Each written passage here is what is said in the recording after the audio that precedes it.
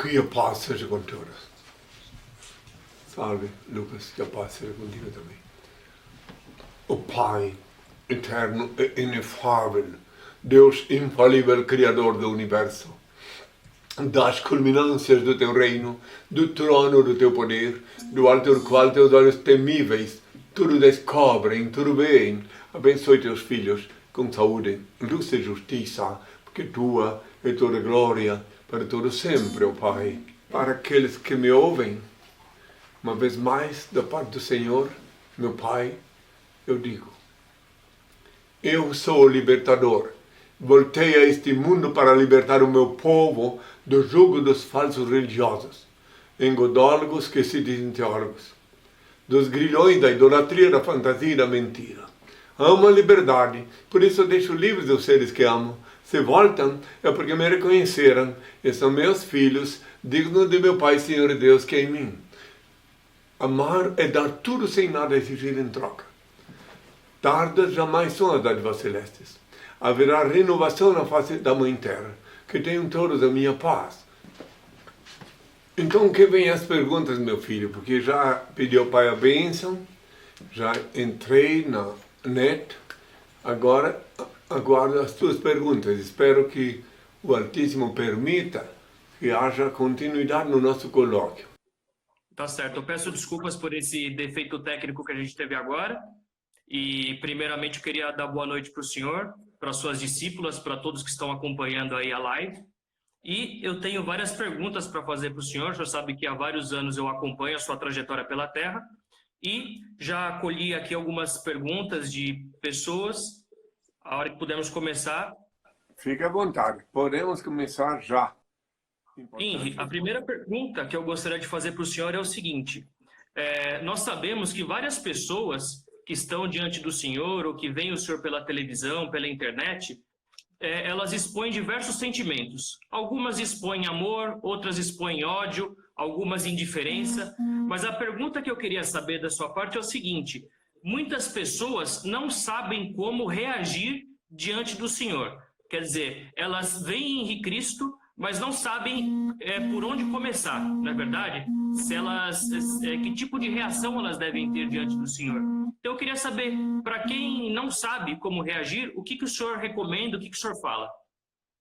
Eu estou acostumado a todas as circunstâncias, a todas as situações. Afinal, eu vivo 50 anos de vida pública. Comecei em 20 de março de 1969. Desde então eu tenho visto e falado com pessoas de diferentes classes sociais, diferentes nacionalidades. E para mim o que importa é falar com os que têm olhos para ver e ouvidos para ouvir. E que tenha pelo menos, no mínimo, 7 neurônios. De 7 neurônios em diante já consigo me fazer entender. E aí o restante, cada um faz a pergunta que lhe aprouver, e eu respondo sempre na medida de que o Senhor, meu Pai, me mostra que o ouvinte está apto a assimilar. É claro que eu encontrei na minha longa caminhada sobre a Terra topeiros, encontrei seres rastejantes que viviam, digamos assim, agarrado nos falsos profetas. Inclusive que muitos desses, a maioria, dizem que eu que sou. Só que os falsos profetas vieram aqui na Terra, chantagear o dízimo do miserável salário, vender sacramentos e pedir esmola em nome de meu Pai, Senhor e Deus. Tudo isso é absurdo. Agora eu estou vendo aqui alguém falando em cerimônia do casamento. Prestai muita atenção.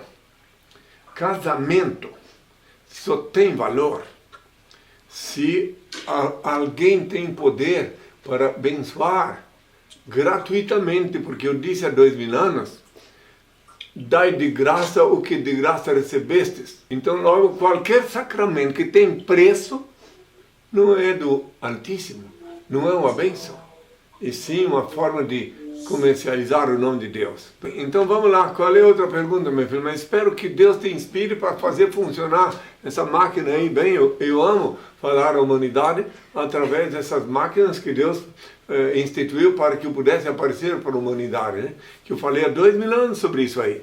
Eu falei que quando eu voltasse, todo olho me veria. E só podem me ver através da web. Senão não podiam todos os olhos me ver. E no dia certo e na hora certa, estarei com o cabelo branco da cor da neve e todo olho me verá, como está escrito no Apocalipse. Faz pergunta, Certo. Certo. A segunda pergunta que eu queria fazer é o seguinte: quando o senhor faz o seu sermão de apresentação, que eu acompanho os seus programas, as suas lives de sábado há muitos anos, o senhor diz o seguinte: ainda que os malignos condenaram Galileu, a Terra continuou gravitando em torno do Sol, que o Sol brilha, e mesmo que todos duvidassem, ele não deixaria de ser Sol. Assim também, ainda que a maioria dos terráqueos não creiam que o senhor seja Cristo, o senhor continua sendo o mesmo que crucificaram. Então, a pergunta que eu gostaria de fazer é o seguinte: o senhor diz, como eu disse agora há pouco, que os seus cabelos estarão brancos da cor da neve quando for o momento de toda a humanidade o reconhecer.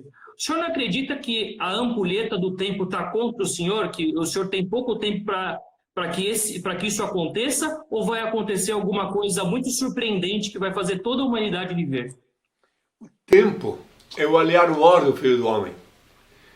Nesses últimos 50 anos que eu estou vivendo vida pública, eu tenho testemunhado, tenho visto que o tempo facilita a minha vida.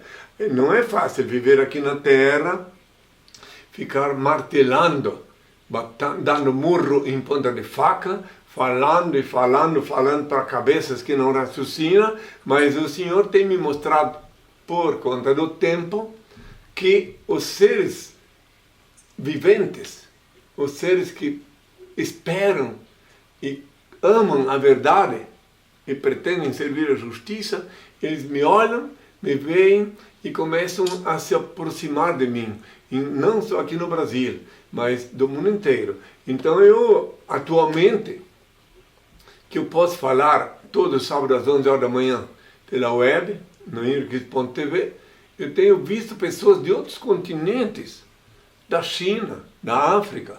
Esses tempos eu vi até um cidadão africano que pediu perdão porque blasfemou muito. Eles estão começando a se acordar. E eu escuto às vezes alguém falar, vejo pela rede social, essa noite quase não pude dormir porque fiquei pensando, e se for quem ele diz que é? E nós estamos todos perdidos. Assim as pessoas estão começando a raciocinar. Eu, da minha parte, voltei aqui na Terra pelos descontentes, pelos que querem saber a verdade.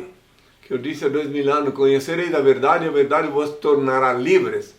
E sei, tenho consciência, que muitos serão chamados e poucos escolhidos. Porque quando eu chamo todos, sem exceção.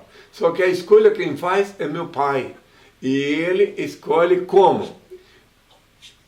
Iluminando o coração, o entendimento dos que me ouvem, e só aqueles que conseguem ver quem sou, porque Ele deu a saber, é que são os escolhidos. E os outros são os outros, que vão esperar muitos séculos para um dia poder voltar diante de mim, ou me ver por alguma forma, e ver quem sou. Fique à vontade, pode fazer outra pergunta. No dia 28 de fevereiro de 82, se eu estiver enganado na data, o senhor me corrija, o senhor praticou um ato libertário em Belém do Pará, reunindo mais de 10 mil pessoas na Catedral de Belém do Pará. A partir de então, o senhor começou a aparecer bastante na mídia e as pessoas conhecem o senhor por participações em alguns programas como Ratinho, Pânico, CQC, entre outros programas mais populares. A pergunta que eu quero fazer para o senhor é o seguinte: existe algum tipo de boicote para que o senhor não apareça em programas, entre aspas, mais sérios? A Internacional Desinformação Organizada, ela está empenhada em impedir meu aparecimento público. Por esse motivo que meu pai disse que eu devo comparecer até nos programas de humor, como tu acabaste de falar, e porque eles estão encarregados, os integrantes da Desinformação Organizada Internacional, de impedir que as vendas caiam dos olhos dos habitantes da Terra. haja visto que quando eu pratiquei o ato libertário em Belém do Pará, eu, depois de falar durante 3 horas na TV Guajará de Belém, ao vivo, das 9 à meia-noite, numa sexta-feira, no domingo, o encontro. Eu esclareci muita coisa. Só que depois, quando eu apareci e pratiquei o ato, houve uma espécie de conchavo entre os integrantes da mídia. Inclusive eu vou citar um exemplo assim, muito clássico para alguém que quiser ver. Em 82, a principal mídia da imprensa escrita era a revista Veja. E ela publicou uma pequena matéria sobre mim, só de um freelance que jamais esteve comigo, que jamais me questionou, dizendo falso profeta, falso Cristo, invadiu a catedral, etc. Mostrou, tá lá, porque inclusive eu sou talvez o único que eu faço questão de publicar até o que falam contra mim. Está disponível na henriquez.org.br, você pode ver lá a foto desse momento, expedido pela, entre aspas, verdadeira revista Veja, como é a informante, né? E meu pessoal, muitas vezes já no passado, há uns 20, 30 anos atrás, comunicava com eles para ver se eles se acordavam, que sempre nós fizemos questão de explicar para todos os que são da mídia, que a verdadeira imprensa é aquela que vê os dois lados. Depois disto, em 98, quando eu fui expulso do Congresso Nacional aqui em Brasília, essa, de novo, informante, revista Veja, me abordou lá no Salão Verde. Dentre todas as mídias que estavam lá, é a que ficou mais tempo comigo. Pensei, bom, agora, quem sabe, ela vai se acordar. Foi uma longa entrevista comigo, que nunca foi para a rua, nunca foi. Então é um problema deles. Eu só estou dando o exemplo da principal expoente da internacional desinformação organizada. Agora, os porcos grunhos, os cães latem, os jumentos zurram, e o Filho do Homem continua falando para a humanidade. Veja bem, que são muitos anos, né? Depois que eu voltei ao Brasil em 81, lá se vão 40 anos, né? Então, qualquer um que tiver olhos para ver, vê, ouvido para ouvir, ouve. Agora, atualmente, vai fazer 10 anos, mais ou menos, que eu falo todo sábado das 11 ao meio-dia. Então, já não dependo mais da boa vontade, ou da má vontade, da mídia comprometida. Inclusive, ainda para te responder a tua pergunta, para tu entender bem quem me ouvir, que eu não estou reclamando. Eu estou apenas informando como é que funciona e por que existe a Internacional Desinformação Organizada. Porque está previsto no que me concerne, que quando eu voltasse aqui na Terra, a priori eu seria rejeitado por minha geração. Está aí em Lucas 17, versículo 25 a 35. Está escrito lá que assim como foi nos tempos de Noé, comiam, bebiam, casavam-se, davam-se núpcias, até o dia em que Noé entrou na arca e veio o dilúvio e consumiu a torre. Assim será o dia que o Filho do Homem se manifestar. Está lá. Então eu estou sempre resignado, compreendendo que ainda não chegou a minha hora. Mas quando chegar a minha hora, não dependo de boa vontade de nenhum terráqueo, de nenhum jornalista, nada. As coisas acontecerão avassaladoramente. Que tenham todos a minha paz. Pode continuar perguntando, meu filho. Rapidamente, só para terminar esse assunto, há uns anos atrás, o senhor levantou uma hipótese de haver um plebiscito para que no Brasil inteiro possam ouvir o senhor por mais de 3 horas. Eu gostaria de saber como anda esse plebiscito. Estaca zero, meu filho. Esse plebiscito ele está a serviço, está assim na gaveta, né? Podia se dizer assim, né? Porque a maioria dos seres humanos a maioria dos habitantes da terra de Santa Cruz, Brasil, está arrestada, foi cooptada pelos lobos travestidos de ovelha. Eu compreendo tudo isso, que são aqueles que uivam na orelha deles, dizem, sangue de Jesus tem poder, Cristo vem, Cristo está vindo. Eu cito o nome de algum deles, assim, o codinome. Malafaia, né? Rato roedor suado, que dizem que é R.R. Soares, é rato roedor suado, porque ele rói a economia, a parte da economia do povo. Pedir mais cedo, que é aquele um que pede mais cedo, né? E pede e ganha, né? Porque ele consegue uma boa baba, uma baba muito eloquente, pegar e eu consigo, eu compreendo tudo isso. Eu inclusive, eu vejo isso, por incrível que possa parecer, eu vejo isso com olhos bons, sabe por quê? Porque se eles não existissem, não viessem fazer esse trabalho sujo que eles fazem, como é que eu podia saber com certeza que eu estou aqui no lugar certo, na hora certa, da parte do meu Pai? Porque se eu disse há 2000 anos, orai e vigiai que ninguém vos engane, porque muitos virão em meu nome, farão prodígios, enganarão a muitos, até os eleitos, se possível fosse. Mateus 24, versículo 5 e 24, se não existissem esses lobos travestidos de ovelha, eu me sentiria assim como uma barata tonta. Como é que eu ia me sentir bem se eu via que o que eu falei há 2000 anos não se cumpriu? Então, quando eu vejo tudo isso, desde que eu voltei ao Brasil em 81, já quando desembarquei lá em Salvador e falei no canal 5 da TV Itapuã lá, tinha uns 40 desses lá, esperando, falei ao vivo, para me ofender, me agredir. Digo, olha aí, está bem, a plateia está boa. Quando eu ia saindo da TV do canal 5, um estava com o rosto muito vermelho, e me olharam assim e disseram, juízo, hein? Tipo assim, tu fala coisas muito perigosas, não fale mais manso, né? E eu passei por eles, né? Eu estava com uma turma de baianos que me receberam muito bem. Falei ao povo na Praça da Piedade, que eles chamam de Nossa Senhora, mas eu digo Praça da Piedade, onde até os camalhões me escutaram. Tem até uns camalhões muito bonitos, que subiam na árvore enquanto eu estava falando. Bem, vamos lá, tem mais alguma pergunta? Fique à vontade.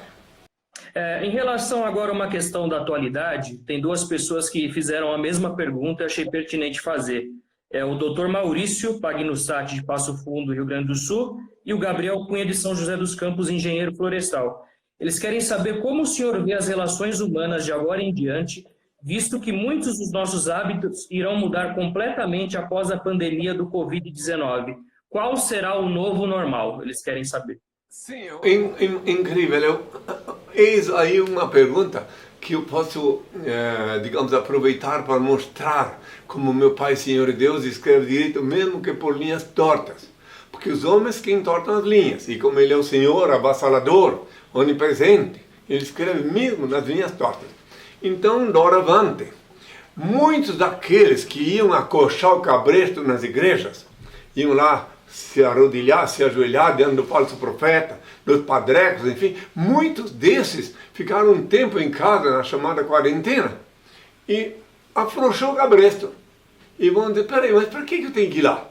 Se o Filho de Deus diz que a gente pode orar no quarto com a porta fechada, eu disse há 2000 anos, Mateus 6, versículo 6, tu, quando orares, entra no teu quarto, fecha a porta, ora o teu Pai Celeste, em segredo ele vê o que se faz e te abençoa. Está lá para quem quiser ver. Então eles vão começar a pensar, mas espera aí, para que ir lá apertar o cabresto?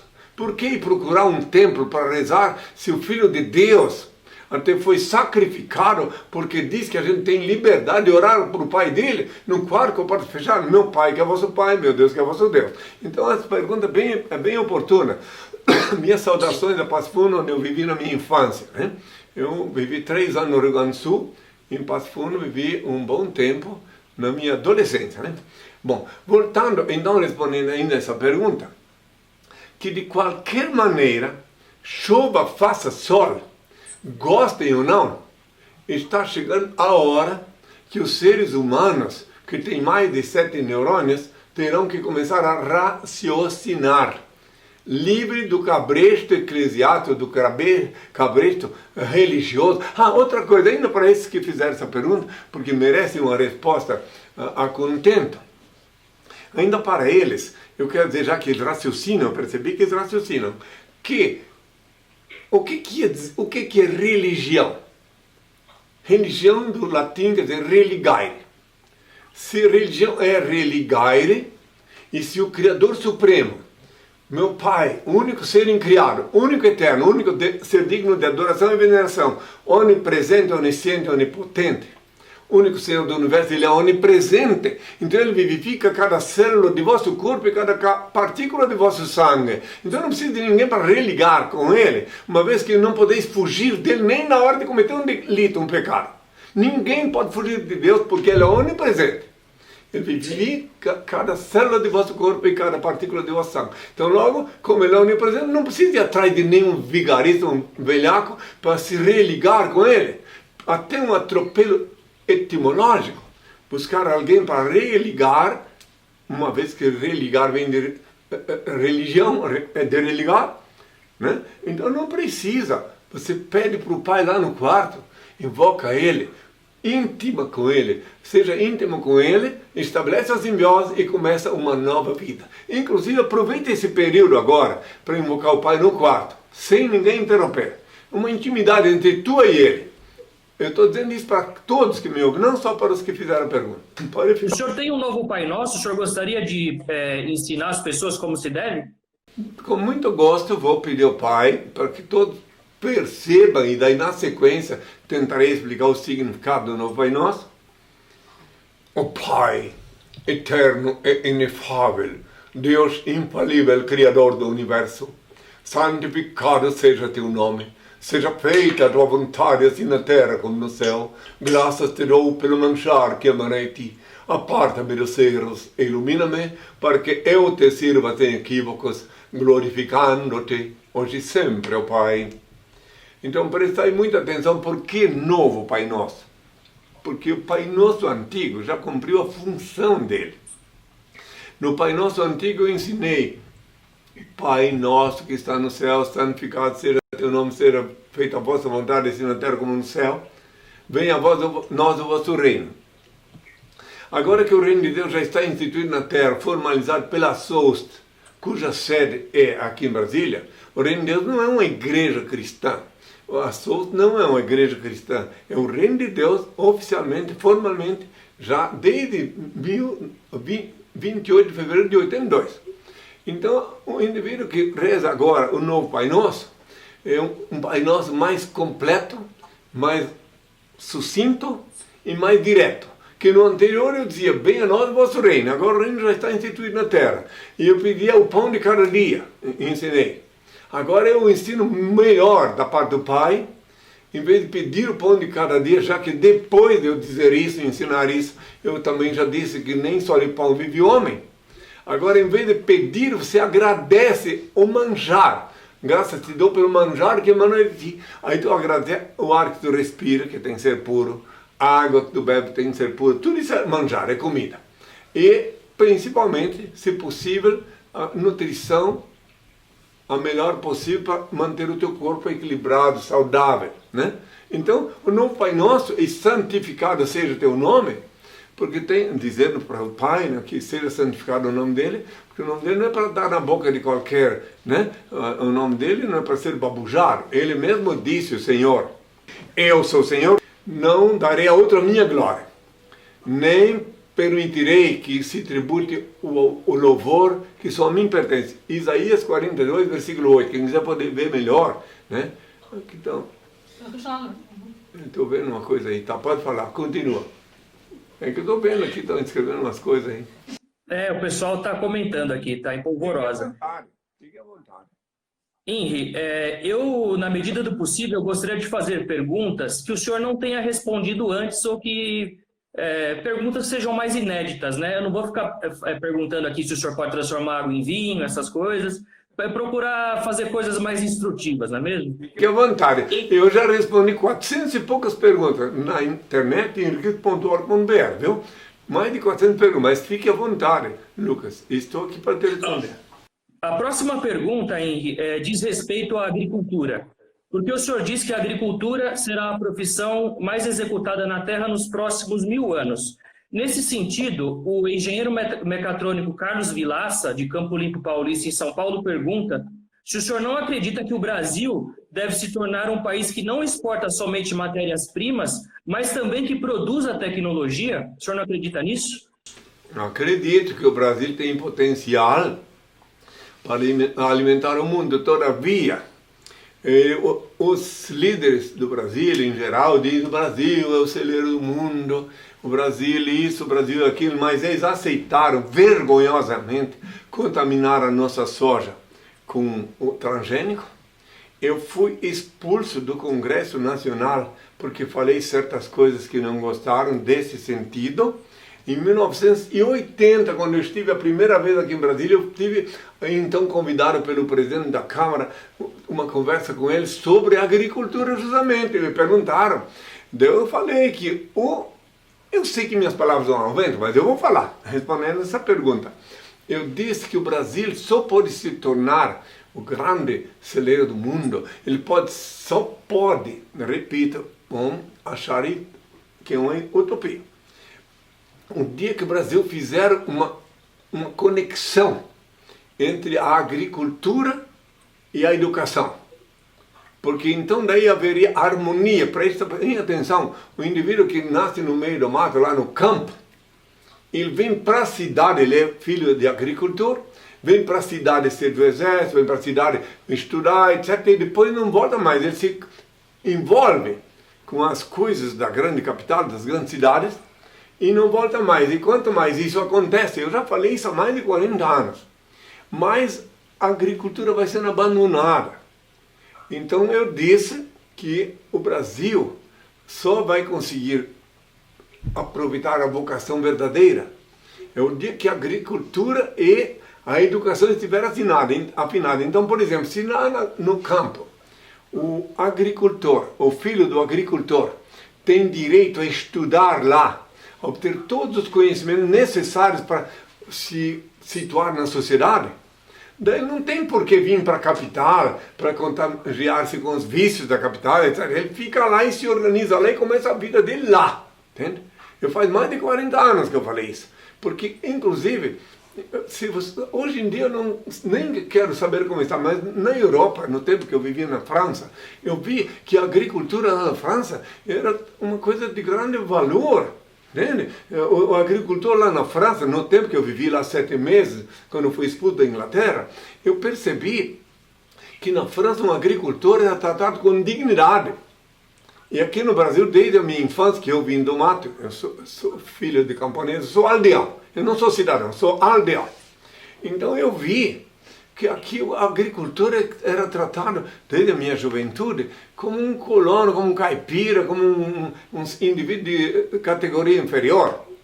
Isso é que tinha que ser mudado, mas como eu disse, vamos considerar utopia, né? Mas é o que eu vi, é o que eu senti na minha longa caminhada sobre a Terra. Eu percorri todos os países da América Latina e falei ao povo nas praças públicas, nas televisões, enfim. E daí, na Europa, o país que eu fiquei mais tempo foi na França. Que daí eu percebi, eu digo, olha meu Deus, se no Brasil, que é um país continental, se tivesse uma cultura, uma educação, direcionasse a agricultura do jeito que era lá na França quando eu estive, seria um paraíso aqui, porque os camponeses não eram obrigados a vir para a cidade. Sabe, a mudança de lugar, o homem vem para a cidade, ele adquire novos hábitos, novos vícios, né? Outros vícios que eu nem conhecia. É isso que eu pensei, mas isso fica por enquanto na minha, como se fosse uma utopia, porque eu disse na minha profecia de muitas décadas que o homem buscará na mãe terra o pão místico para o banquete divino com a mesma inocência que as crianças buscam no seio materno, o leite vital que lhes faculta o crescimento e a sobrevivência sob o olhar dúlcido e aprovedor de nosso Pai. Eu disse, o que quer dizer isso com a inocência? Que o homem não vai mais procurar alterar geneticamente a comida. Esses tempos eu mandei para o Congresso Nacional uma mensagem, em que pese eu ter sido expulso lá outrora, para avisar os senadores que se eles deixassem passar um projeto criminoso de remover da etiqueta dos alimentos a letra T de transgênico, imagine que ele enganar o povo. Você vai comprar um produto no mercado, você não pode saber se é transgênico ou não. Esse é o projeto. Que eu mandei uma mensagem para eles e disse para eles pensar nos netos deles, se não quiserem pensar neles. Mas que as pessoas têm direito sim de escolher o que vão comer. A comida é uma coisa muito importante, mas eu não vou entrar mais nesse detalhe, que eu estou, digamos assim, só porque tu falaste que tem um engenheiro que fez essa pergunta, é que eu me alonguei tanto. Fiquem todos com a minha paz e tenham boa vontade. Já que o senhor está falando em criança, leite materno, a próxima pergunta tem a ver com um assunto muito em voga na atualidade, que é o aborto. Eu vi que em algumas entrevistas o senhor comentou a esse respeito, que em certos casos o senhor é favorável ao aborto, só que não ficou muito claro para mim até que período da gestação o senhor considera factível que uma mulher realize o aborto. Em primeiro lugar, eu volto a 2000 anos, quando eu disse, caminhando em direção ao Calvário, me disse, as mulheres batiam no peito, choravam. E as mulheres de Jerusalém, não chorem por mim, guardai vossas lágrimas para os vossos filhos, porque chegará o dia em que bem-aventuradas serão as esteris. Ai das grávidas, ai das que amamentarem naqueles dias, que são esses dias atuais, que a mulher joga uma criança no sanitário, outra no lago, joga de cima de um prédio, joga na floresta.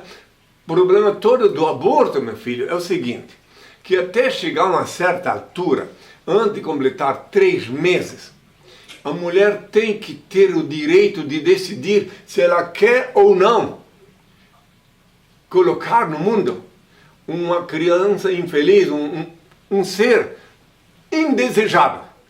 Então eu fiz um tratado sobre esse assunto, até escrevi. Claro que agora os porcos vão continuar gruindo, os cães latindo, porque não compreendem. Porque se o homem ficasse grávido, daí seria mais fácil, viu? Mas o homem não fica grávido e daí ele decide que a mulher tem que carregar o fruto da vegetação dele até o fim.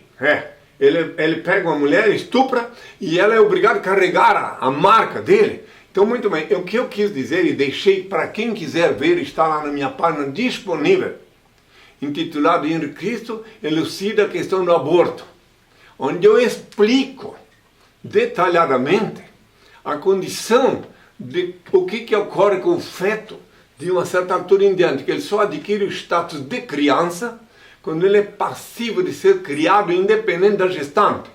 Então, um dos maiores crimes que cometem contra a mulher no mundo inteiro é obrigar a... Então, ainda respondendo essa pergunta, olha uma coisinha interessante.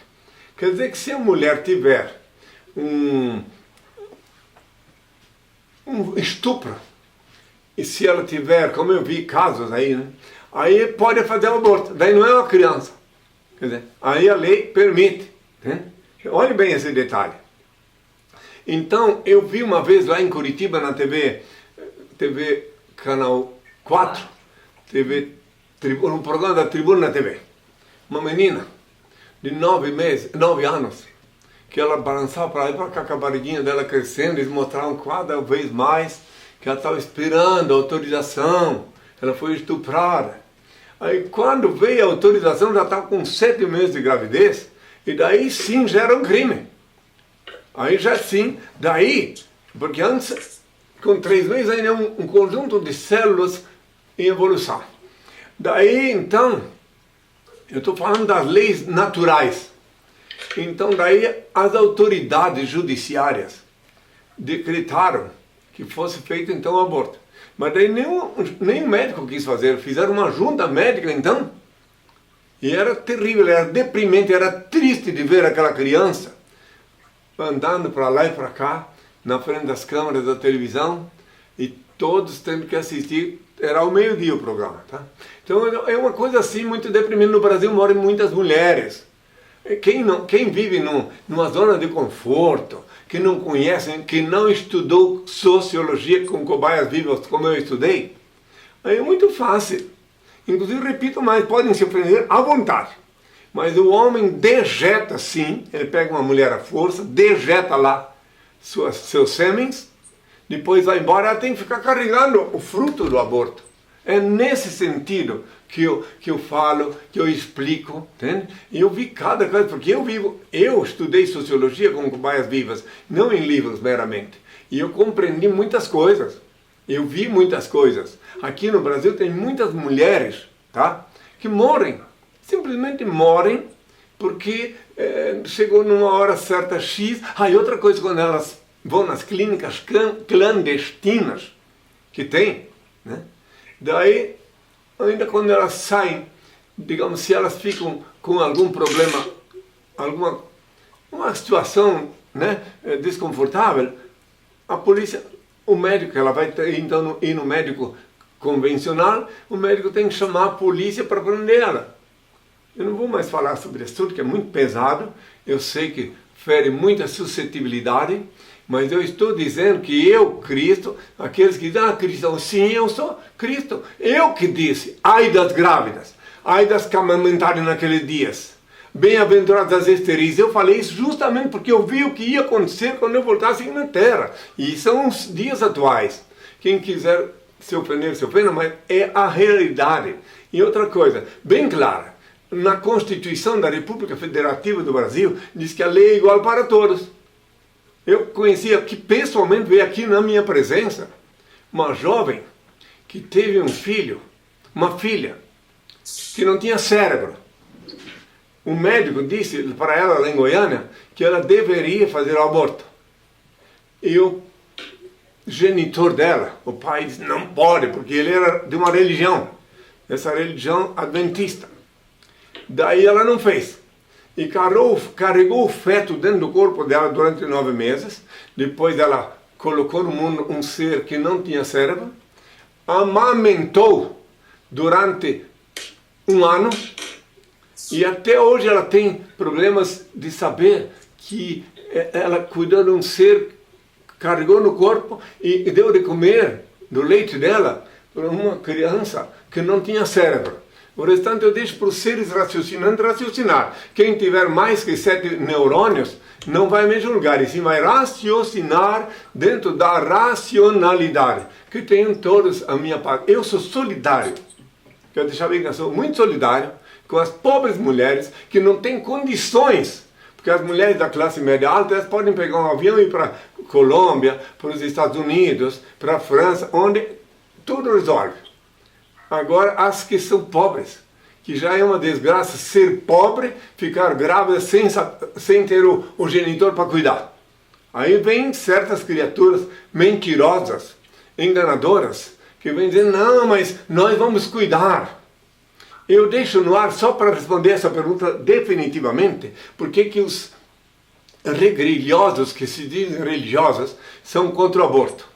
Porque, desgraçadamente, eu posso provar isso, porque eu vivi em todos os ambientes, eles apostam no nascimento de criaturas sem lar, sem família, para, em nome delas, pedir esmola. Que não dá, nada dá tanta esmola, tanto lucro, como pedir esmola em nome de desamparados, de grandes desamparados. Bom, da minha parte hoje, sobre esse assunto, que o Senhor vos ilumine a todos que me ouvem, eu já gastei minha cota, que tenham todos a minha paz. Henri, eu vou fazer uma pergunta aqui das pessoas que estão online, porque eu tenho várias perguntas que foram colhidas anteriormente, mas o pessoal está reclamando que eu não estou dando atenção para quem está fazendo pergunta aqui na live. Então, eu vou fazer uma pergunta que está aqui embaixo. Tem uma pessoa que eu não gravei o nome, que ela pergunta se a mulher deve ser submissa ao homem. Ela pergunta se deve ser? Isso. Exato. A mulher deve ser submissa a Deus. Nem a padreco, nem a pastor, nem a homem, e sim a Deus. Porque só Deus protege as mulheres. Só Deus pode dar proteção para a mulher quando ela tiver algum problema de saúde que seja. Então ela deve viver uma relação amistosa, uma relação de conveniência, de harmonia com o homem. Aquele homem que ela escolheu. Porque a mulher que escolhe o homem que a escolherá. É bom que saibam disso, né? Então aquele que ela escolheu para ser o seu companheiro, que ela viva uma relação harmoniosa, pacificadora, coerente, e pronto. Agora, de dizer que ela deve ser submissa ao homem, quem falou isso foi o Paulo, o primeiro falso profeta da era cristã, que ele confessa que é falso profeta em Romanos 3, versículo 7. Ele diz que a mulher deve se submeter ao homem, diz que a mulher não pode falar na igreja, essas coisas todas. porque ele tinha interesses ocultos, e os falsos profetas contemporâneos da era cristã, dessa era, eles sempre se amaram no Paulo, se agarram nele. Quando eu os enquadro, quando eu mostro para eles que estão enganando o povo, eles se agarram no Paulo. E daí eu mostro para eles que Paulo confessou que era mentiroso, em Romanos 3, versículo 7. Aí quem quiser que medite. E outra coisa, eu disse há 2000 anos, que ficaram de fora do reino de Deus. Os idólatras, os feiticeiros e todos os que amam e praticam a mentira. Então logo quem segue Paulo, pratica a mentira, vai ficar fora do reino de Deus para aqueles que compreendem o que eu estou falando. Que tenham todos a minha paz. Henri, nós temos aqui uma pessoa ilustre acompanhando a live, que é o professor Marcos Vinícius. Ele é professor de Relações Internacionais da FAAP, né? Trabalhou na FAAP, agora está na China. E ele tem duas perguntas aqui, eu vou desmembrar, porque eu sei que o senhor gosta de responder uma por uma. Então, a primeira pergunta é a seguinte: por que as religiões monoteístas acham que este mundo precisa chegar a um fim? Isso não nos leva a um maniqueísmo, uma tendência a achar que esta experiência é ruim? Não seria mais fácil entendermos esse mundo como uma mera escola de passagem para outras esferas? A pergunta é comprida, mas eu vou tentar responder. Se o senhor quiser, eu repito uma por uma novamente, pode ser? Não, eu vou tentar responder, né? Porque, segundo me falaram aqui, o tempo está sendo calculado, né?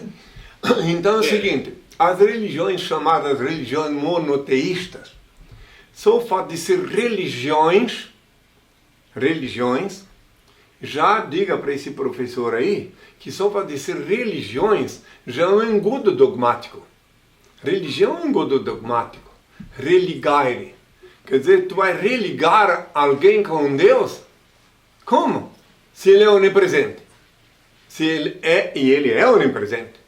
Ele vivifica cada célula do vosso corpo e cada partícula do vosso sangue. Logo, tu não precisa de nenhum espertalhão, nenhum malandro, para te religar com Deus, se não pode fugir de Deus, nem na hora de cometer um pecado, um delito. Então, isso aí é bom ele esclarecer, esse professor, então.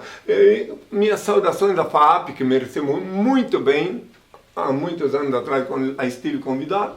Então, voltando, quer dizer que, para mim, a pergunta dele toda, para mim, engloba nisso, religião.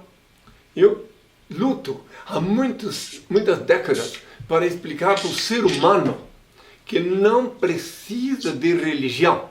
Eu vejo ali na tela alguém falando, cadê o Padre Quevedo, o Padreco Quevedo? Ele já viajou, ele fez uma única coisa boa aqui na Terra. Durante todo esse tempo que ele esteve aqui, enganou muita gente, mas ele fez uma coisa boa na Terra. Quando ele confessou publicamente que o sudário é legítimo. Só para isso que ele esteve aqui. O restante tudo foi coisa do pacote, sabe? Mas ele confessou, e está na internet para quem quiser ver, que ele reconhecia a legitimidade do santo sudário.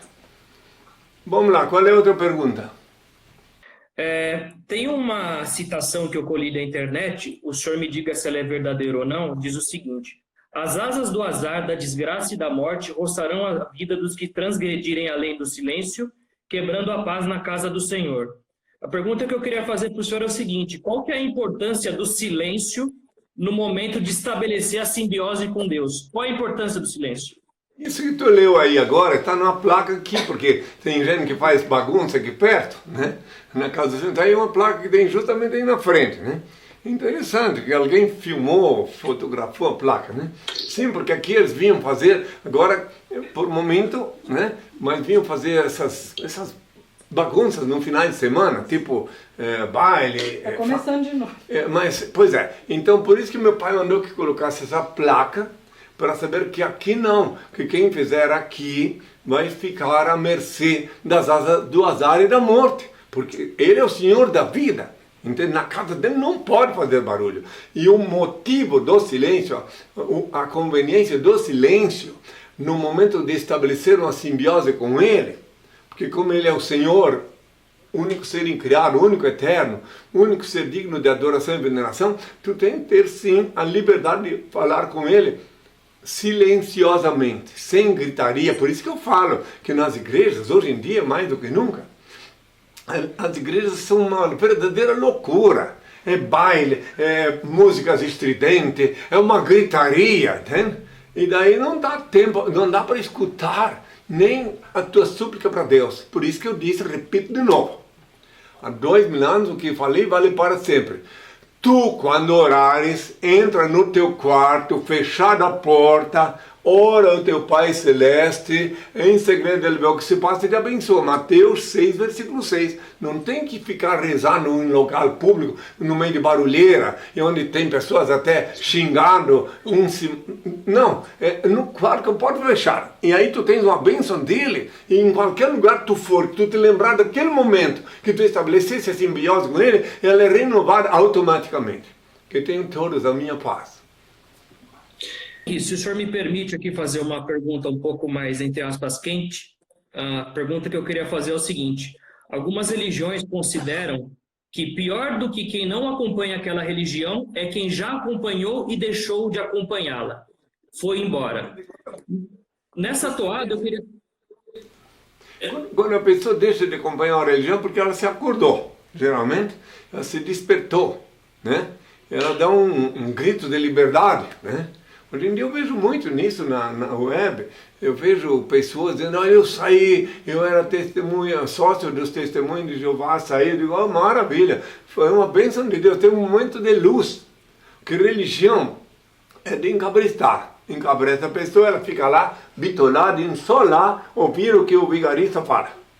Então se tu pode se livrar de uma coisa desta, bendito sejas tu. Entende? Agora é claro que os donos de cabresto ficam desesperados. Quando eles veem que alguém deixa de usar o cabresto, deixa de vir lá para coxar o cabresto, ficam desesperados. Aqui no Brasil tem uma mala sem alça, que diz que não ia fechar a igreja, que ia deixar aberta e tal, né? Mas acabou tendo que fechar, porque as pessoas iam lá para quê? Para se contaminar, já que estamos em tempo de pandemia, né? Então tem que ter alguma coisa, sempre algum proveito. O senhor que escreve direito, mesmo que por linhas tortas, ele tira alguma coisa positiva das calamidades, das desgraças que acontecem no planeta Terra. E como o senhor se sente com discípulos e discípulas que já acompanharam o senhor, dentro da igreja ou fora, e que foram embora? Qual é o seu sentimento? É normal. Se alguém veio viver comigo e depois não conseguiu ficar, é porque tinha alguma inquietude, né? E não conseguiu equilibrar-se, porque eu estou aqui, amando do meu Pai, para exercitar o equilíbrio espiritual, mental. Os que são meus, os que se amam verdadeiramente jamais se separam. E os meus filhos, olha, a minha discípula mais antiga, ela ficou comigo mais de 30 anos, e desencarnou aqui em Brasília. Fui levar, pessoalmente você pode ver na internet, onde está lá a Beverê, pode ver lá, ela dizendo na hora no leito de morte, dizendo o que deviam fazer em relação a mim, que eu encomendei ela para o Pai, entende? Então eu fui pessoalmente levar, ela pediu há 30 e poucos anos atrás, que quando ela fosse desencarnar, ela queria uma túnica branca sobre o lombo dela. E assim se fez. Colocamos uma túnica para ela, como ela pediu, né? Então, os meus nunca se separam de mim. Agora, se alguém se separa porque é abduzido, né, por um espírito das trevas, é porque foi fraco, não conseguiu, porque não é fácil ser meu discípulo. Muitos querem ser, perguntam como fazer para ser. Eu digo, olha, a porta é estreita, né? Para alguém ser meu discípulo tem que ter, primeiro, um caráter muito firme. Tem que ter caráter. Não pode ser alguém que hoje pensa uma coisa, amanhã outra. Tem que se concentrar, tem que entender o onipresente, tem que entender que isso aqui não é uma religião, isso aqui é uma escola mística, de neurometafísica. Eu ensino aqui os mistérios que são insondáveis, os mistérios de Deus, para aqueles que Deus... outra coisa, eu não tenho um discípulo ou discípula que eu escolhi. Meus discípulos são todos meu Pai que escolhe. É a realidade, porque se eu escolher alguém, e esse alguém não sabe quem sou, não vai conseguir ficar comigo. Então os que sabem quem sou, navegam comigo por tempo indeterminado. Bem-vindas às perguntas. Henri, eu já vi um vídeo seu no YouTube que você aprecia uma boa música, Vicente Celestino, Jamelão, música clássica, diversas coisas de alto teor cultural. E atualmente no nosso país existem muitas críticas de que as letras das músicas estão cada vez mais pobres, que os sons estão cada vez mais pobres. Então a pergunta que eu queria fazer para o senhor é o seguinte: essa pobreza cultural veio para ficar para o Brasil ou é só uma passagem? Espero que o Deus os inspire e seja só uma passagem, porque atualmente não estão compondo música. Atualmente as músicas não são inspiradas. Atualmente estão fabricando música. Fabricando. A exemplo da horrorosa música que a maioria gosta, que se chama de funk, né? Estão fabricando música, uma música de pornografia, sabe, com palavras obscenas, idiotizante. Isso faz parte dos tempos atuais.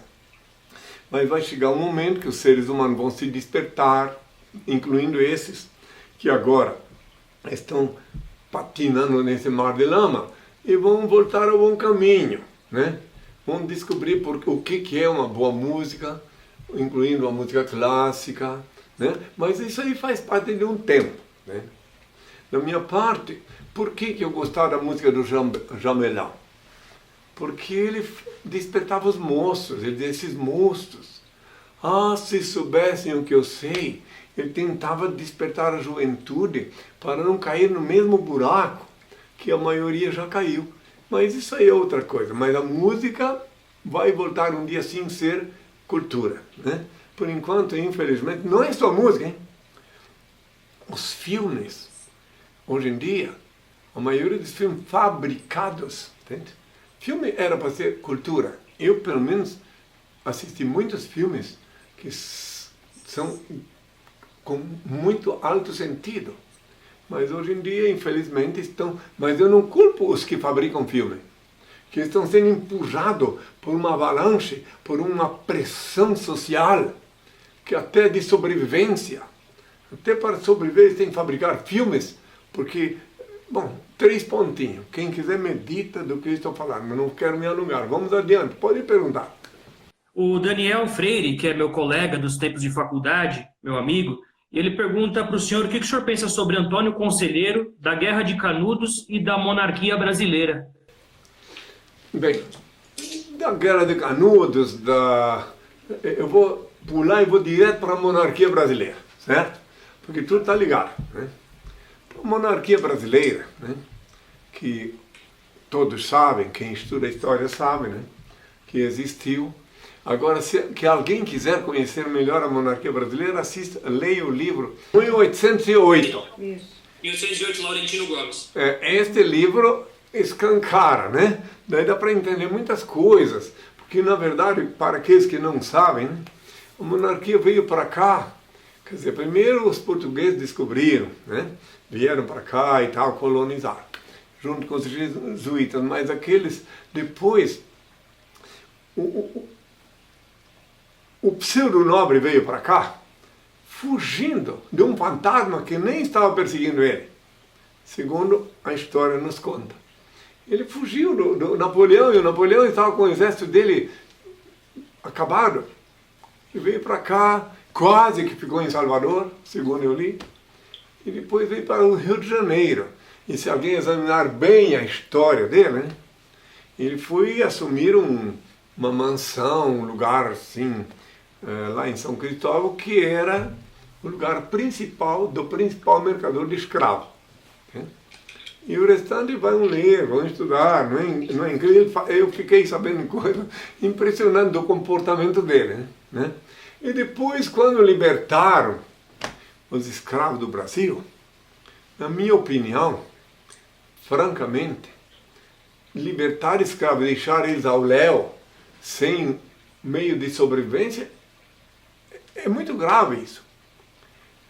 Os escravos, quando estavam escravos, eles tinham lugar para dormir, comer, e tinha roupa para vestir. Depois que eles se libertaram, deixaram eles ao léu, sem ter um local deles, Porque tinha, na minha opinião, a verdadeira liberdade seria em dar um local para eles viver, comer, dormir e, inclusive, meios de sobrevivência. Isso seria, então, a liberdade. Mas eu não estava naquela época aqui na terra de Santa Cruz, ainda não tinha reencarnado, eu não posso, assim, me alongar muito nesse assunto. Mas respondi a pergunta, espero que ele e o restante estude, esse internauta, e compreenda melhor a realidade do Brasil de ontem, hoje e do amanhã. Henri, eu tenho uma pergunta aqui, uma curiosidade que eu tenho, que é o seguinte. Eu tenho vários livros aqui, né, da sua literatura, O Despertador, o primeiro de 96, da sua editora, do MEPC, alguns livros de iniciação, etc. E a minha dúvida é o seguinte, por que não existe uma loja do Henri Cristo? Por que o Henri Cristo oferece tudo gratuitamente? O Henri Cristo poderia vender, se ele quisesse, essa garrafa com aveludada de vermelho, todo mundo compraria, eu compraria com muito prazer. O Henri Cristo poderia abrir uma loja dele e fazer comércio. Por que o Henri Cristo não gosta do comércio? Porque daí, se eu fosse comerciante, seria igual aos outros que se dizem pastor. E o meu pai disse que eu não sou mercantilista, não tenho nada contra o comércio. Eu tenho membros beneméritos que são comerciantes. Tenho amizade com pessoas de todas as classes sociais. Só que eu, Henri Cristo, não posso possuir bens materiais. Quando a Polícia Federal fez um levantamento sobre mim, e um processo foi gerado que durou 10 anos de falsidade ideológica, onde meu pai me deu poder, me fez com que as autoridades reconhecessem meu nome oficialmente como Henri Cristo no ano 2000, sem gastar um centavo. Porque eles viram, a Polícia Federal viu o meu passado, viu que eu não tenho bens materiais. Eu nunca posso, a minha legitimidade é a minha riqueza, a minha autenticidade. Então eu vivo, me perguntam, do que tu vives, Henri? Eu vivo da autenticidade. Os meus discípulos todos, seja masculino ou feminino, são voluntários que trabalham pelo ideal de servir a Deus. Aqui na casa de Deus, ninguém pode vender nada. Aqui na SOST, em Brasília, tu já estivesse aqui. Então aqui tudo é assim. Agora o MEPC, Movimento Eclético Pro Henri Cristo, é que fez esses livros. Então ele é uma instituição eclética. Agora a SOST não pode vender nada. E por esse motivo também não vendo nada. Inclusive, imagine só se eu vendesse alguma coisa, daí eu dizer, o Henri está igual aos outros. Não, eu sou diferente. Toda e qualquer pessoa que for analisar bem a fundo minha história, minha forma de vida, ele vai ver que eu sou diferente. E daí é ali que ela vai começar a se acordar. Não que eu seja contra os bens materiais, não. Ao contrário, eu peço ao Pai que abençoe sobejamente os meus seguidores, porque eles fazem parte da provedoria daquela Senhora. Os seguidores, os beneméritos, são aqueles que o Senhor inspira a justamente contribuir para a casa do Senhor. Há 2000 anos ele diz assim, dê com a mão direita sem que a esquerda saiba quanto. Agora eu não digo, eu digo, clique com a mão direita sem que a esquerda saiba quanto. Porque a pessoa que quer ter parte comigo, ela vai lá na internet, vê a conta pública da SOS e ela clica lá, pronto, e participa. Isso é a confraria de beneméritos anônimos. A maioria das pessoas que participam da minha causa não estiveram ainda comigo, entende? Não me viram pessoalmente. Elas são anônimas, mas elas sabem, sentem. Tem pessoas que vão aprender a orar e depois elas dizem, olha, irmã, não dizer para mim que tudo mudou na vida dela depois que elas aprenderam a orar no Pai Nosso. E eu não posso receber todo mundo aqui também, entende? Porque isso aqui não é Você sabe esses templos que construíram grandes aí? Eu vejo eles com bons olhos, porque foram construídos para amanhã depois, meu pai disse, para servir de albergue para os que moram na rua, entende?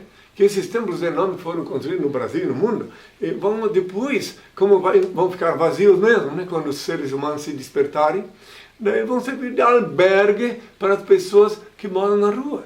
Inclusive que Deus vai mostrar para elas, olha, não, aquela casa aí foi construída em meu nome, podem ir lá morar lá, e pronto.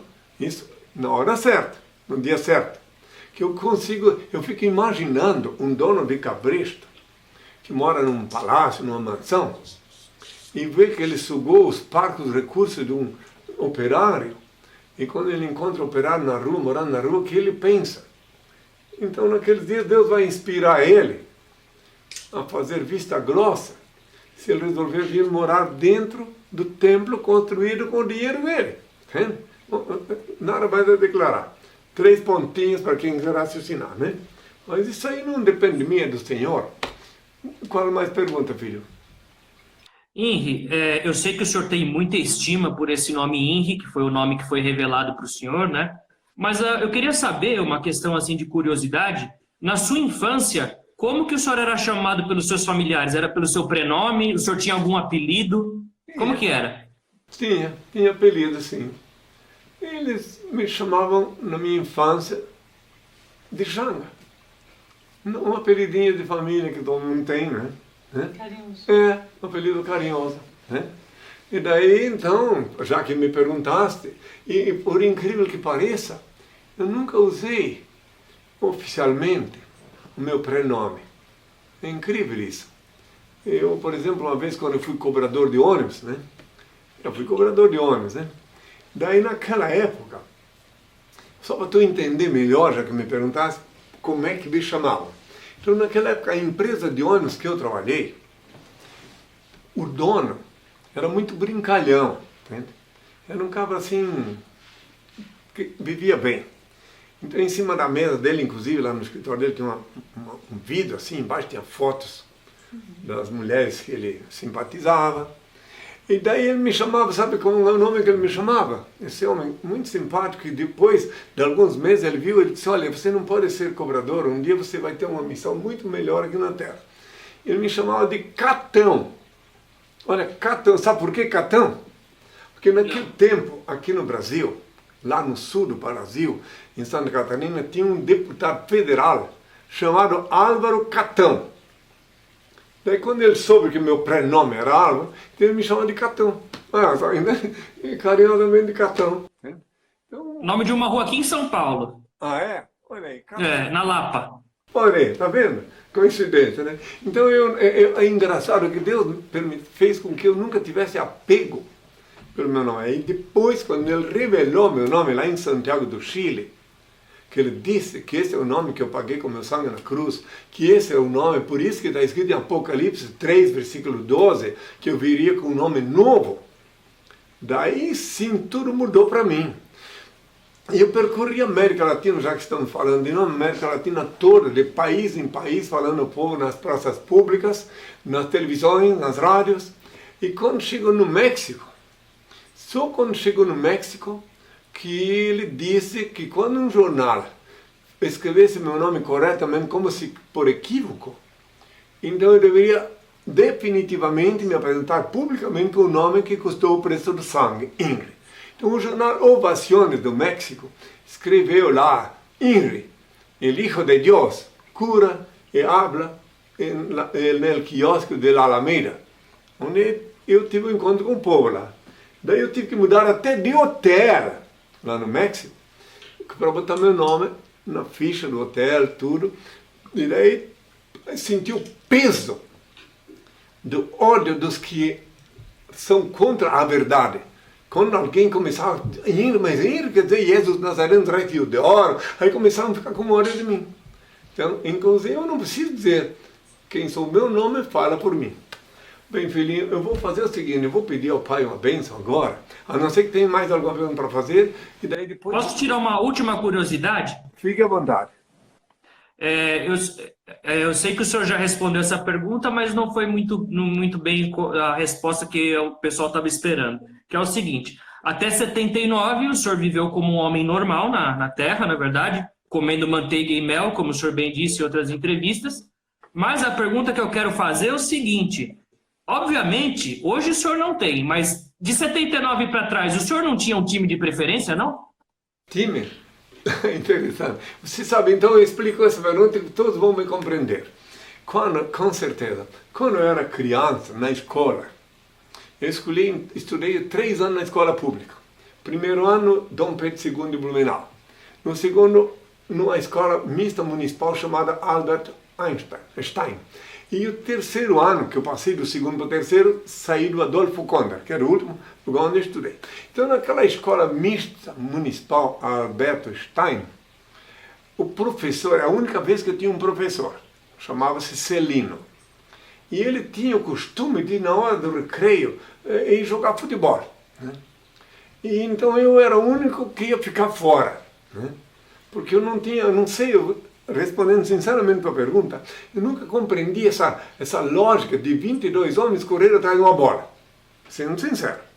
Se eu tivesse recurso, comprava uma e dava para cada um deles para não sair correndo atrás da bola. Então, como eu não podia participar, que eu não entendia essa lógica, eu compreendo que é o esporte preferido do Brasil, eu fiquei de goleiro. Então, jogar de goleiro. Entende? Mas mesmo assim, sendo goleiro, eu não deixei passar nenhuma bola, só para saber. Entende? Mas sendo goleiro, eu mesmo assim eu tinha dificuldade, sinceramente, de entender como é que é direita. Como é o nome que eles dão? Centroavante, etc. Centroavante, etc. Zagueiro, líbero, meio-campo, ala. Trataram com esta tecnologia, né? Só isso. Eu sei que os que gostam de futebol podem achar estranho, mas foi isso, a minha realidade. Agora, é óbvio que eu gosto de esporte. O esporte que eu gosto e quase não tenho mais tempo para ver, né? Para praticar é sinuca, né? Mas não tinha preferência por nenhum time, nem simpatia, nada? Não é. Olha, lá em Blumenau, onde eu reencarnei em Dayal, é 15 km de Blumenau. Lá tinha um time chamado Palmeiras e outro Olímpico, né? Eu vi que quando chegava final de semana, todo mundo ficava agitado, porque eu trabalhava de verdureiro lá, né? Ficavam agitados, dizendo que iam fazer, né? Jogar futebol, etc. Mas para mim nunca mexeu comigo, eu não sei explicar. Eu conheço pessoas, de minha relação inclusive, que não têm também essa predileção. E do outro lado eu tenho amigos, até tenho um filho de coração que é benemérito, entre outros, que ele é aficionado em futebol. Né? O Luiz de Leopoldo, ele mora lá em Santa Cruz do Sul, eu não vou nem dizer o que é o time dele para ninguém, né, ficar vuduzando ele. Então ele é aficionado em futebol. Tem outros amigos também, né? Porque lá em Santa Catarina a gente tinha o Criciúma, Joinville, Avaí, Figueirense, da sua terra, né? O Avaí de Florianópolis, né? Floripa, né? Não, mas como eu disse, eu olho com bons olhos. Outra coisa, já que falar de futebol, a única coisa triste que eu vejo no futebol, que lamentável, é que no futebol eles vendem um homem de um país para o outro, como se fosse um boi, uma vaca, um gado assim de raça, né? Tantos milhões por esse aqui. E vendem. Essa é a parte que macula a magia do futebol. Entende? Porque, poxa, o certo seria que eles jogassem, fossem, mas não. Eu sugeria aos donos de futebol, aos times, a não dar esse status de venda de um homem. Diga então que fulano foi transferido, né? Foi contratado, mas vendido. Vendemos fulano de tal para Madrid ou para França, fulano de tal foi vendido, portanto, eu não vou nem citar os nomes, né? Eu acho que isso é muito, denigra muito, é muito negativo. Parece um escravo de ganho, né, Henry? Um escravo de ganho. Os atletas, entende? Poxa, eu vejo os atletas competentíssimos, eu sei reconhecer que eles fazem coisas proezas. Mas daí a dizer que ele é um cavalo de raça que vai ser vendido para um outro país, né? É porque o que eu sei, pelo que eu sempre vi, que se vende depois do tempo da escravidão, só se vende animais, né? Mas deixa para lá, eu acho que eu já gastei minha cota de ofender pessoas hoje. Eu vou pedir ao Pai uma bênção, né? Para todos, né? E nos encontramos na graça do Altíssimo uma outra ocasião. Lembrando para aqueles que me ouvem, que nem há 2000 anos eu conseguia agradar a todos. É bom que lembrem disto. Nem há 2000 anos eu conseguia agradar a todos. E para aqueles que dizem que Cristo era bonzinho, que Cristo isso, Cristo aquilo, quero lembrar que eu sou o mesmo que disse Geração de víboras, quanto tempo terei que ficar entre vós? O mesmo que disse também, Jerusalém, Jerusalém, que matas os profetas e apedrejas os que te são enviados. Quantas vezes eu quis juntar teus filhos, como a galinha recolhe debaixo das asas os seus pintos, e tu não o quiseste. Eis que será deixada deserta a vossa casa, porque eu vos digo, desde agora não me tornareis a ver, até que digais, bendito o que vem em nome do Senhor. Eu sou o mesmo, de ontem, hoje e sempre. Um encontro marcado com todos os que estão me ouvindo. Sejam bem-vindos para sábado às 11 da manhã, no canal henricristo.tv, que aliás até está na tela agora, estou vendo, né? Então eu vou pedir ao Pai a bênção e pode qualquer dia falar com a assessoria, voltamos a falar, tá, meu filho?